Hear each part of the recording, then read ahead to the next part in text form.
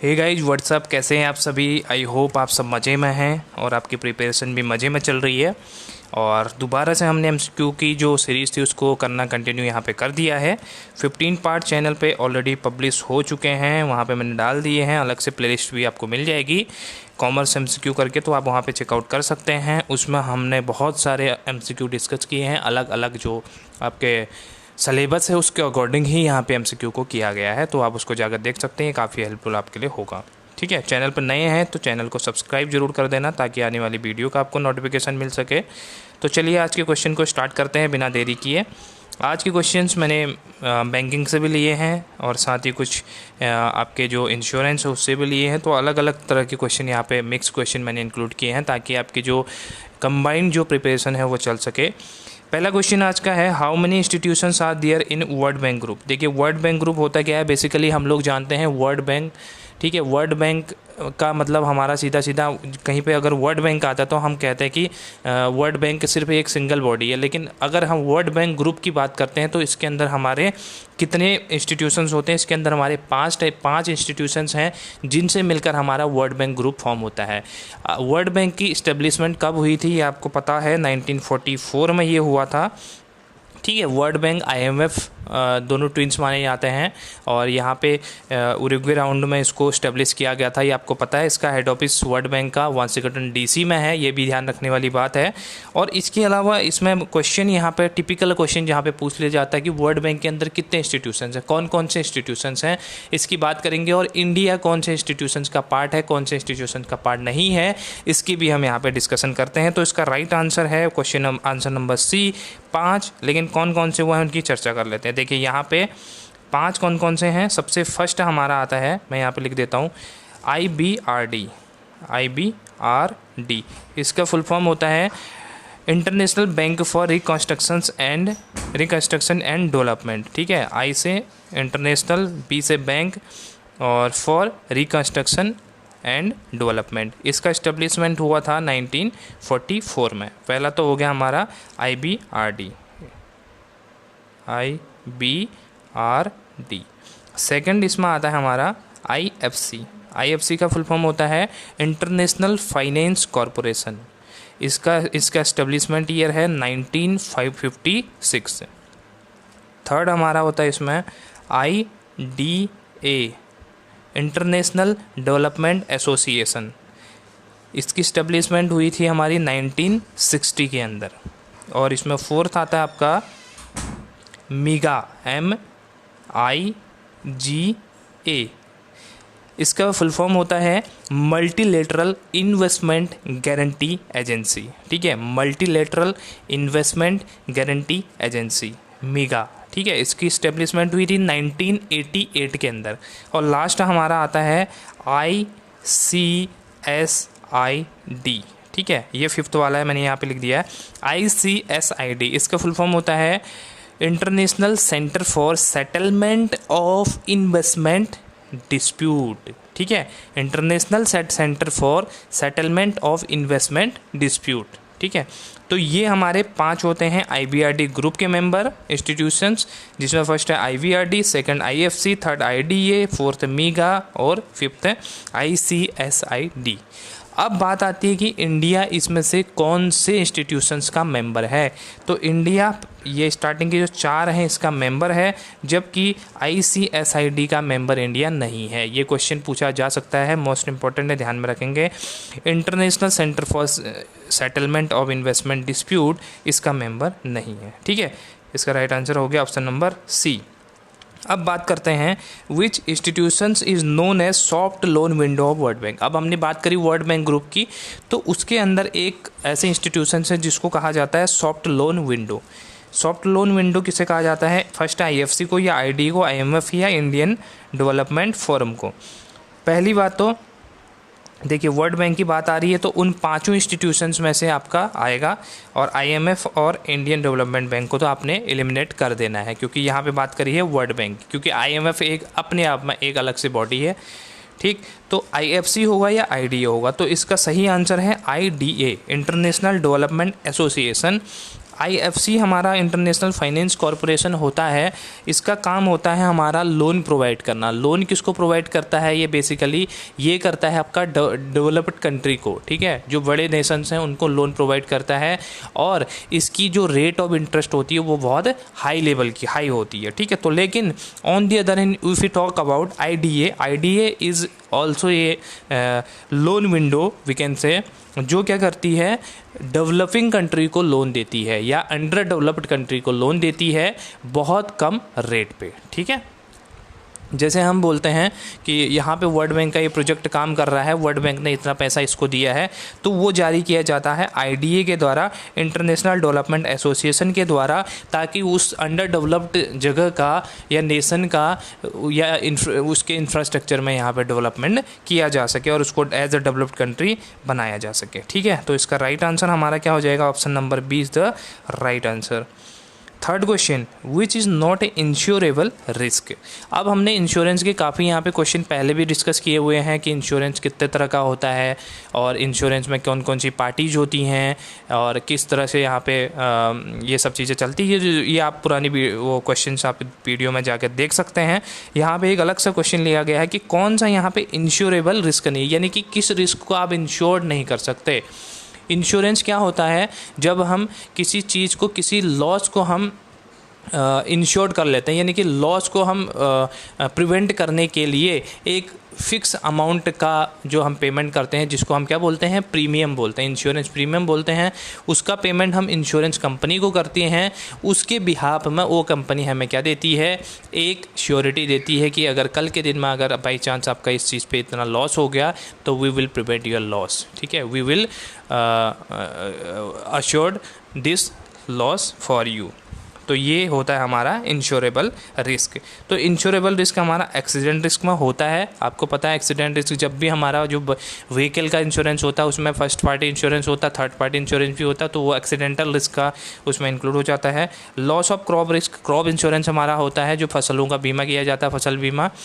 और थर्ड है the risk of trading in new market. Fourth है risk of sinking in a ship, यानी कि शिप में जब छेद हो जाता, पानी भर गया या शिप डूब गई तो उसका भी हमारा इंश्योरेंस होता है। बट ऑप्शन नंबर सी जो हमारा है risk of trading in new market, it is not a kind of insurable risk, क्योंकि ये हमारा ऐसा रिस्क नहीं है जिसका हम इंश्योरेंस करा सकें। हाँ, इस रिस्क को आप डाइवर्सिफाई कर सकते हो, इस रिस्क को आप हेज कर सकते हो, इस रिस्क को आप क्या कर सकते हो, इस रिस्क को आप एक तरह से आप पोर्टफोलियो बनाकर मैनेज कर सकते हो, बट इस रिस्क को आप पूरी तरह से इंश्योर्ड नहीं कर सकते हो, ठीक है। आर्बिट्रेज के थ्रू इस रिस्क को कम किया जा सकता है। ये चीज़ें आप उसमें फाइनेंशियल मैनेजमेंट में पढ़ते हैं कि किस तरह से हम एक पोर्टफोलियो बनाकर एक जगह के रिस्क को दूसरी जगह प्रिवेंट कर सकते हैं, यानी कि एक जगह से हमें प्रॉफिट होता है, दूसरी जगह से हमें उतना ही लॉस होता है, तो वो हमारा लॉस नहीं माना जाता, बल्कि हम उसको एक तरह से पोर्टफोलियो मैनेजमेंट के तौर पे देख सकते हैं। तो हमारा आंसर क्या हो जाएगा? थर्ड का option number C will be our right answer. The life insurance in India was nationalised इन।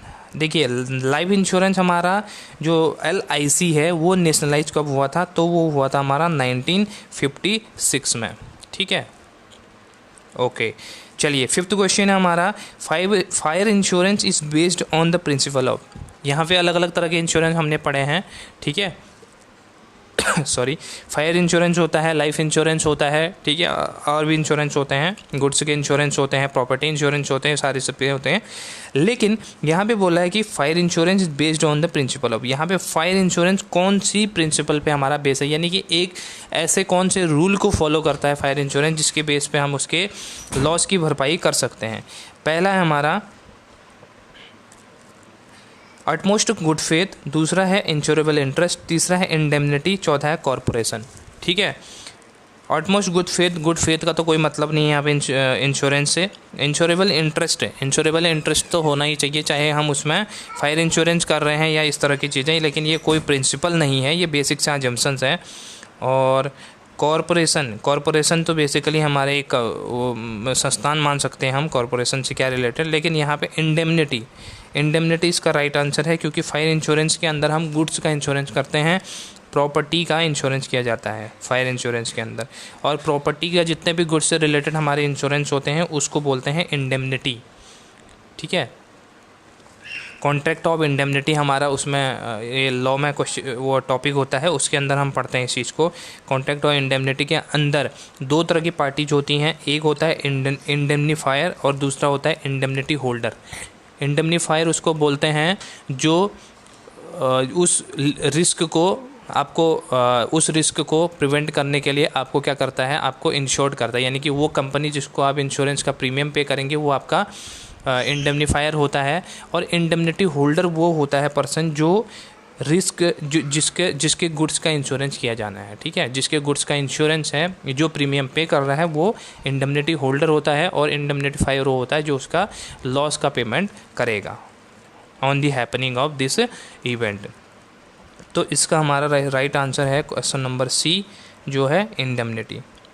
उसके बाद है क्वेश्चन नंबर 6 है, ये हमारा शेयर फॉरफीचर से रिलेटेड है। इसमें क्वेश्चन बताया गया है कि Excel limited forfeited Ram's 20 share of RS10 each on which 7 is called up. Ram had paid application and allotment money of ₹5 per share of these for forfeited share. 15 share were reissued to Harry as a fully paid up to ₹6 per share. What amount should be transferred to the capital reserve account? यहाँ पे बोला गया है कि राम को 20 share issue किए गए थे, जिसमें से क्या था 10 ईच का था, लेकिन यहाँ पे 7 ही रुपीज़ मांगा गया था। देखिए यहाँ पे कहा क्या जाता है, पहला एप्लीकेशन पे मांगते हैं, फिर अलॉटमेंट पे मांगते हैं, उसके बाद फर्स्ट कॉल सेकंड कॉल अगर होनी है तो, ठीक है, नहीं तो फर्स्ट कॉल पे ही सारा पैसा मांग लिया जाता है। अगर कहा गया है कि यहाँ पे फुल्ली पेड है, फुल्ली पेड कहा गया तो मतलब 10 का 10 आपको पेमेंट करना है, लेकिन यहाँ पे पार्सली पेड यहाँ पे केस है और 7 रुपीज़ ही मांगा गया है, यानी कि 3 रुपीज़ कब मांगा जाता जब आपके लिक्विडेशन की स्थिति आती है कंपनी की, तो तब आपके 3 रुपये मांगा जाता है, ठीक है। तो 7 रुपये यहाँ पे मांगा गया था, जिसमें से राम ने पेड कर दिया ₹5। 5 रुपये उसने पेड कर दिए, 2 रुपये का वो डिफ़ॉल्ट कर गया, 2 रुपये का वो पेमेंट नहीं कर पाया। चाहे वो 2 रुपये इसमें स्पेसिफाई नहीं किया गया है कि वो एप्लीकेशन पे था, अलॉटमेंट पे था, फर्स्ट कॉल पे था, सेकंड कॉल पे था, लेकिन फाइनली कहा गया कि 2 रुपये का उसने पेमेंट नहीं किया। तो किया क्या, कंपनी ने उसके शेयर को फॉरफिट कर लिया, यानी कि उसके शेयर का हरण कर लिया और उसके बाद उस शेयर को फिर से रीइशू कर दिया है। 15 शेयर उसमें से फिर से रीइशू कर दिए हैं, किसको, हैरी को।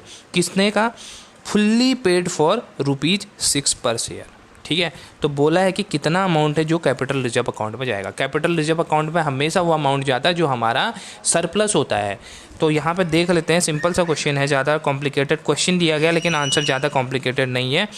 यहाँ पे बोला गया है, देखिए यहाँ पे सबसे पहले ध्यान देने वाली बात क्या है कि शेयर हमारा 7 रुपये का था, ठीक है, 7 रुपये का कॉल्ड अप था, 7 रुपया, और यहाँ पे 5 रुपये का पेमेंट कर दिया। 5 रुपये का जो पेमेंट कर दिया गया है उसको फॉरफिट किया गया, यानी कि 5 रुपये सीधे सीधे क्या कर लिए, फॉरफिट कर लिए गए, ठीक है ना। 5 रुपये का सीधे सीधे फॉरफिटेड हो गया है, यानी कंपनी ने वो अपने पास रख लिया है। उसके बाद देखिए यहाँ पे किया गया है, 5 रुपये का ये फॉरफिट हो गया। उसके बाद बोला है 15 शेयर इशू किए हैं, फुल्ली पेड फॉर ₹6 पर शेयर। ये ध्यान देने वाली बात है, 6 रुपये का यहाँ पे शेयर इशू किया गया है, ठीक है। यहाँ पे क्या बोला गया था, देखो यहाँ पे शेयर कितना था, RS 7 रुपये का था, 7 रुपये का था, लेकिन यहाँ पे क्या कितने का रीइशू किया, 6 रुपये का रीइशू कर दिया फुल्ली पेड अप। तो यानी कि कितना किया इसे यहाँ पे, 1 रुपया, ठीक है, 1 रुपया क्या कर दिया गया है, 1 रुपया जो था वो कंपनी को सरप्लस हो गया, यानी कि 7 रुपये का कॉल्ड अप था, ठीक है, 7 रुपया, और यहाँ पे 1 सेकंड, 6 रुपये का शेयर था, 6 रुपये का टोटल हमारे पास फुल्ली पेड था 10। सबसे पहले समझते हैं कि फुल्ली पेड था जो राम को दिया गया था 10 का था, ठीक है। 10 में से क्या कर दिया, 10 में से 5 तो कंपनी ने फॉरफिट किए। अभी भी लॉस कितने का है कंपनी को, 5 रुपये का अभी भी लॉस है। 5 रुपये तो उसने रिकवर कर लिए हैं, कहाँ से, वो कर लिए हैं एप्लीकेशन अलॉटमेंट, यहाँ पे बोला भी गया है, ठीक है। और 5 रुपये फॉरफिट कर लिए हैं शेयर, तो 5 रुपये तो रिकवर हो गए। अब रिकवर करने कितने बचे, 5 रुपये और रिकवर करने बचे, तो कंपनी को कोई लॉस नहीं होगा। लेकिन कंपनी ने क्या किया, उस शेयर को जो फॉरफिट किए थे 20 शेयर, उसमें से 15 शेयर को उसने क्या कर दिया, रीइश्यू कर दिया, किस रेट पे, 6 रुपये के। अब आप खुद बताइए, 5 रुपये का जो, देखिए यहाँ पे 5 रुपये तो उसने रिकवर कर दिए थे, और 10 रुपये का शेयर था, उसने री इशू कितने में किया, 6 रुपये में। 10 रुपये का शेयर 6 रुपये में री इशू कर रहे हो, तो क्या आप क्या कर रहे हो, 4 रुपये का आप डिस्काउंट दे रहे हो, तो 5 - 4, ठीक है। 10 रुपये का शेयर था, 4 रुपये का आपने फिर से री इशू कर दिया, तो आपने 6 रुपये का आपने री इशू कर दिया, तो 4 रुपये का आपने क्या कर दिया, डिस्काउंट दे दिया, किसको, हरी को। और डिस्काउंट हमेशा कितना दिया जा सकता है, मैक्सिमम यहाँ पे 5 रुपये तक का दिया जा सकता है। जितना अमाउंट आपका रिमेनिंग है फॉरफिटेड के बाद, उससे ज़्यादा अमाउंट का आप यहाँ पे डिस्काउंट नहीं दे सकते हो। तो 4 रुपये का आपने डिस्काउंट दिया, 5 रुपये कंपनी के पास आए, 4 रुपये के क्या कर दिए, रीइश्यू कर दिए, तो कंपनी के पास 1 रुपये का बच गया, सरप्लस बच गया। 1 रुपया किस पे बचा, 15 शेयर पे, तो 15 × 1 आपका कितना रुपया आपका सरप्लस हुआ, 15 रुपीज़, जो आपका कहाँ ट्रांसफ़र किया जाएगा, कैपिटल रिजर्व अकाउंट में ट्रांसफ़र किया जाएगा, ठीक है। तो इसका ऑप्शन नंबर ए आपका राइट आंसर। आई होप ये क्लियर है, सिंपल सा है, ज़्यादा कॉम्प्लिकेटेड नहीं है। इसमें आपको यही देखना है कि स्टार्टिंग में यहाँ पे ध्यान देना है कि शेयर हमारा कितने का था, 10 ईच का था, और 10 ईच में से री इश्यू कितने में किया, 6 रुपये में, यानी कि 4 रुपये का सीधा सीधा आपने क्या कर लिया, डिस्काउंट उसको दे दिया है। और कंपनी के पास 5 रुपये पहले से ही कंपनी ने क्या कर लिए थे, फॉरफिट कर लिए थे। 5 - 4 1, आपके पास बच गया 1 रुपया, और 1 रुपया कितने शेयर पे, 15 शेयर पे, तो 15 रुपये आपका फॉरफिटेड अकाउंट में ट्रांसफ़र हो जाएगा।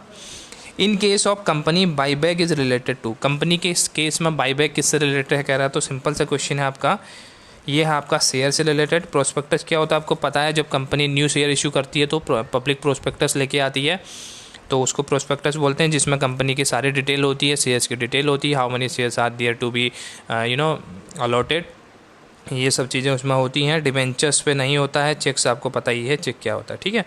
तो इसका राइट आंसर है हमारा शेयर। नेक्स्ट क्वेश्चन पढ़ते हैं, 8th वाला question, who is the current president of world bank group. अब ये इंपॉर्टेंट क्वेश्चन है क्योंकि यहाँ पे करंट इवेंट के क्वेश्चन भी पूछ ले जाते हैं एग्जाम में, तो आपको इस बारे में पता होना चाहिए कि वर्ल्ड बैंक का हमारा जो प्रेजेंट जो आपके वो हैं प्रेसिडेंट वो कौन है। तो इसका राइट आंसर है option number A, David Malpass इसके अभी करंट प्रेसिडेंट हैं, और ये यूएसए के हैं, ठीक है। ये ट्रंप के शासन में, जब ट्रंप की सरकार थी तो उसमें भी ये काफ़ी आपके फाइनेंशियल एक तरह से सेक्रेटरी एडवाइज़र के तौर पे थे। तो डेविड मालपास ये आपको याद रखना है, और 2019 में इनको इलेक्ट किया गया था। Question number 9, the amount deposited in security premium account can be use for. ये क्वेश्चन बहुत बार हम कर चुके हैं पहले भी, कि सिक्योरिटी प्रीमियम अकाउंट का जो अमाउंट है उसको हम कैश आउटफ्लो के तौर पे कभी यूज नहीं कर सकते, यानी कि किसी तरह का हम पेमेंट करने के लिए, डिविडेंड का हो चाहे हम सीएस का, चाहे किसी तरह का हम पेमेंट करने के लिए, कंपनसेशन के लिए, हम कोई उसका यूज नहीं करेंगे। हम उसमें यूज करेंगे जिसमें किस तरह का कोई आउटफ्लो ना हो रहा हो। डिस्ट्रीब्यूशन ऑफ प्रॉफिट में नहीं कर सकते हैं, paying amount to credit director नहीं कर सकते हैं। तो बचा क्या, bonus share, issue of bonus share. Bonus share आपको पता है इसमें किसी तरह का कोई आउटफ्लो इनफ्लो कैश का नहीं होता है। कुछ जो एग्जिस्टिंग शेयर होल्डर हैं उनको जैसे 10 शेयर आपने इशू किए थे, एज ए बोनस आप 2 से 2 शेयर और दे देते हो, तो that is called your bonus share. तो क्वेश्चन नंबर 9 का आपका answer number B is right है। 10 है, prior profit prior to incorporation is transfer to. यहाँ पे 2 तरह का प्रॉफिट होता है, एक तो इनकॉर्पोरेशन से पहले का प्रॉफिट, एक इनकॉर्पोरेशन के बाद का प्रॉफिट। ये कंडीशन कब आती है, जब हमारी लिक्विडेशन होती है, रिकंस्ट्रक्शंस होती है, इस तरह की चीज़ें, अमलगमेशन होती है, मर्जर होती है, तो इस केस में इस प्रॉफिट को कैलकुलेट करना पड़ता है। तो प्रॉफिट प्रायर टू इनकॉर्पोरेशन यानी कि किसी इनकॉर्पोरेट होने से पहले, जैसे कि हमने फॉर एग्जांपल ए कंपनी थी, उसको बी बनाना था, हमने एक्सटर्नल रिकंस्ट्रक्शन करना है, तो ए कंपनी को हमने बी कंपनी बनाना है, लेकिन बी कंपनी बनने से पहले का जो प्रॉफिट है, यानी कि ए तो है ही है, इस ए को बी बनाने से पहले जो प्रॉफिट है, तो उसको हम कौन सा प्रॉफिट बोलेंगे, कैपिटल प्रॉफिट बोलेंगे। यानी कि कहाँ ट्रांसफ़र करेंगे, कैपिटल रिजर्व में ट्रांसफ़र करेंगे, जनरल रिजर्व में करेंगे, प्रॉफिट एंड लॉस अकाउंट में करेंगे, या ट्रेडिंग अकाउंट में करेंगे, तो उसको हम करते हैं कैपिटल रिजर्व में करते हैं, क्योंकि वो कैपिटल नेचर का हमारा प्रॉफिट होता है, इसको ध्यान रखना। और उसके बाद का, जब इनकॉर्पोरेशन के बाद का होता है तो उसमें आपका आता है रेवेन्यू, ठीक है, रेवेन्यू नेचर का वो प्रॉफिट होता है। Question number 11, dividend paid between 2 annual general meeting, 2 AGM के बीच में, एनुअल जनरल मीटिंग आपकी हर साल होती है, 2 AGM के बीच में आपकी जो मीटिंग होती है, डिविडेंड पेड किया जाता है, सॉरी, 2 AGM के बीच में जो आपका डिविडेंड पेड किया जाता है उसको क्या बोला जाता है? फाइनल डिविडेंड बोलता है, इंटरिम डिविडेंड बोलते हैं, स्पेशल डिविडेंड या नन ऑफ द अबव। जैसे कि नाम से ही पता चल रहा है इंटरिम, बीच में, तो बिटवीन इंटरिम डिविडेंड, ठीक है। फाइनल डिविडेंड वो होता है जब हमारा डिविडेंड हम फाइनली जो डिस्ट्रीब्यूट करने के लिए लाइबल होते हैं, यानी कि बांटने के लिए तैयार होते हैं, तो वो हमारा फाइनल डिविडेंड होता है, ठीक। स्पेशल डिविडेंड कुछ स्पेशल रेजोल्यूशन पास करके जो जिस तरह का होता है तो उसको बोला जाता है इंटरिम डिविडेंड। इसका राइट आंसर हो जाएगा। क्वेश्चन नंबर 12 का आप देखते हैं। In a private company there are restrictions regarding. Private company में बोल रहा है कि किस तरह के यहाँ पे रिस्ट्रिक्शंस हमें देखने को मिलते हैं, किस तरह की यहाँ पे रोक हमें देखने को मिलती है। Question number answer number A है transfer of share, issue of prospectus, number of the member या ऑल ऑफ द अबव। तो इसका राइट आंसर है ऑल ऑफ द अबव, क्योंकि यहाँ पे जो प्राइवेट कंपनी होती है उसके कुछ रिस्ट्रिक्शंस यहाँ पे होते हैं, कुछ लिमिटेशंस होती हैं, जैसे कि वे अपने शेयर को ट्रांसफ़र नहीं कर सकते हैं और अपना जो प्रोस्पेक्टस है वो जनरल पब्लिक को नहीं इशू कर सकते हैं, या मेंबर भी उसमें लिमिटेड होते हैं, ठीक है। तो इस तरह से इसका सही आंसर आपका ऑल ऑफ द अबव हो जाता है, राइट। ओके, 13 क्वेश्चन है। The gap between 2 AGM annual general meeting of the company should not be more than, यानी कि 2 जनरल मीटिंग के बीच में गैप किससे ज़्यादा नहीं होना चाहिए। तो यहाँ पे मैक्सिमम जो 2 जनरल मीटिंग का गैप है किसी कंपनी के, वो मैक्सिमम गैप होना चाहिए 15 मंथ्स का, उससे ज़्यादा गैप नहीं होना चाहिए, राइट।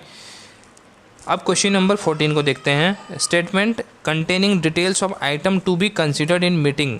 यहाँ पे बोला है कि ऐसे स्टेटमेंट जिसमें मीटिंग की जो डिटेल है, यानी कि जो मीटिंग होने वाली है, what meeting is to be done, what meeting is to be organised, तो उसको हम क्या बोलेंगे, उसको उसमें उस इंफॉर्मेशन को हम क्या बोलते हैं जो मीटिंग में रिप्रेजेंट होने वाली है, उस इंफॉर्मेशन के स्टेटमेंट्स को हम जो नोट करते हैं उसको क्या बोलते हैं? उसको एजेंडा बोलते हैं, मिनट्स बोलते हैं, रिजोल्यूशन बोलते हैं, नोटिस बोलते हैं। तो इसको बोला जाता है हमारा एजेंडा। एजेंडा मिनट्स, इसमें दोनों में कन्फ्यूजन हो रहा होगा, मैं समझा देता हूँ।